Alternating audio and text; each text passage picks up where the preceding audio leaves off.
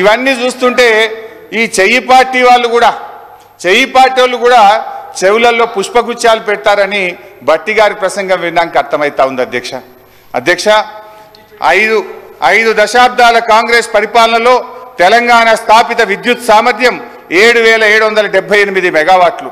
పురోభివృద్ధి లేదని మీరు చెప్పిన ఒక్క దశాబ్దంలోనే తెలంగాణ స్థాపిత విద్యుత్ సామర్థ్యం 19483 మెగావాట్లకు పెరిగింది. మీరు చేసిన దానికంటే 3 అంతలు చేశాం. ఈ మధ్య అదనంగా 1400 మెగావాట్లు ఎన్టీపీసీ నుంచి కూడా వచ్చింది. మీ ఇందిరమ్మ రాజ్యంలో తలసరి విద్యుత్ వినియోగం ఎంతుందో తెలుసా? 1196 యూనిట్లు. అనుకున్నంత అభివృద్ధి సాధించలేదని గౌరవ ఆర్థిక మంత్రి గారు చెప్పిన బీఆర్ఎస్ పాలనలో తలసరి విద్యుత్ వినియోగం 2349 యూనిట్లకు పెరిగింది అధ్యక్ష. ఇదంతా కాదు బట్టన్న స్పీకర్ గారు, ఇంత పెరిగింది అంత పెరిగిందని సరే లెక్కలు నేను చెప్తా, బుక్కులలో ఉంటుంది. కుల్లా మీరు ఒక్క 10 నిమిషాలు టీ బ్రేక్ ఇవ్వండి. నేను బట్టి గారు పోయి అసెంబ్లీ ముంగట గన్ పార్క్ రోడ్డు టీఆర్ఎస్ పాలనలో కరెంటు మంచిగా ఉందా, కాంగ్రెస్ వచ్చిన 8 నెలల జనం చెప్తారు కదా అధ్యక్ష. మాది బాగలేదు పురోభివృద్ధి సాధించలేదని మాట చివరి పోయి అసెంబ్లీ ముంగట గన్ పార్క్ మీద రోడ్డు మీద నిలబడతాం. రోడ్డు మీద పోయే 10 మందిని బీఆర్ఎస్ పాలనలో కరెంటు మంచిగా ఉందా, కాంగ్రెస్ వచ్చిన 8 నెలల కరెంటు మంచిగా ఉందా అని అడుగుదాం. కుల్లా జనం చెప్తారు కదా అధ్యక్ష.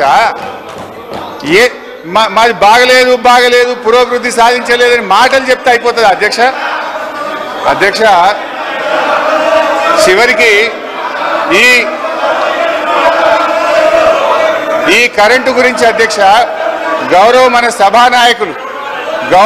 సభానాయకులు ఇదే అసెంబ్లీలో అప్పుడు తెలుగుదేశం పార్టీ శాసనసభ్యుడిగా ఇటువైపు ఉండి ఆనాటి కాంగ్రెస్ ప్రభుత్వం మీద రేవంత్ రెడ్డి గారు అన్న మాటలు ఒక్కసారి నేను గుర్తు చేయదలుచుకున్నా.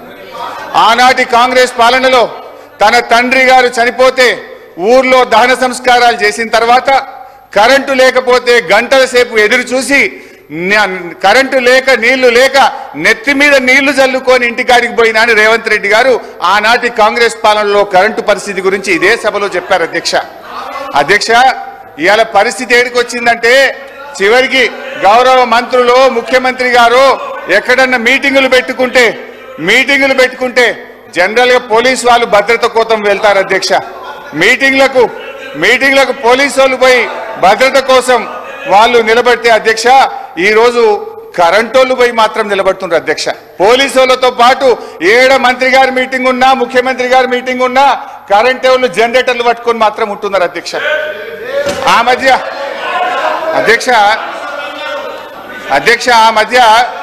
మధ్య రేవంత్ రెడ్డి గారు అప్పుడు మా పార్టీలో ఉన్న కొత్తగా ప్రభుత్వం ఏర్పడ్డాక మా పార్టీలో ఉన్న కేశవరావు గారి ఇంటికి పోయింది. ముఖ్యమంత్రి గారు లోపల పోయిండు, బయట కరెంటు పోయింది. అది పత్రికల్లో ప్రముఖంగా వచ్చింది. సరే అధ్యక్ష,